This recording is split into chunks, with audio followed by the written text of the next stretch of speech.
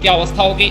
निश्चित ही मैं समझता हूं कि आज हम धर्म, जाति और अन्य भावनाओं को भड़काकर अपनी राजनीतिक रोटियां तो सेकते हैं।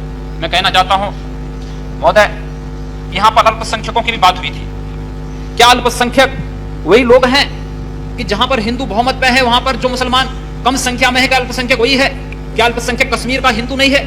क्या कश्मीर के उस हिंदू के बारे में, वो अल्पसंख्यक हिंदू के बारे में जो आज 3-3.5 लाख की से अधिक संख्या में इस देश में शरणार्थी के रूप में जगह जगह भटक रहा है, क्या उसके बारे में कभी सोचने का कि फुर्सत इस सदन में बैठे हुए माननीय सदस्यों को कभी फुर्सत आई है?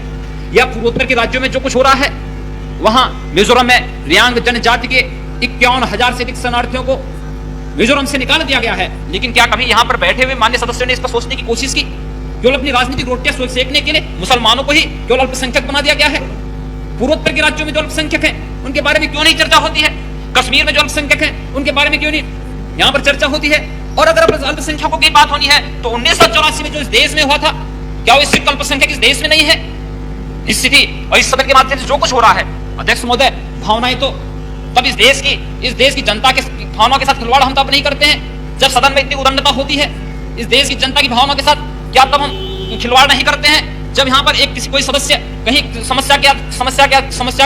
समस्या को उठाना चाहता है और उसको बोलने की छूट नहीं दी जाती, उसको बोलने नहीं दिया जाता है, उसमें व्यवधान उत्पन्न किया जाता है? क्या उसकी भावनाओं के साथ खिलवाड़ नहीं होता है? इस देश की करोड़ों जनता की भावनाओं के साथ खिलवाड़ नहीं होता है? निश्चित सोचना पड़ेगा हमें।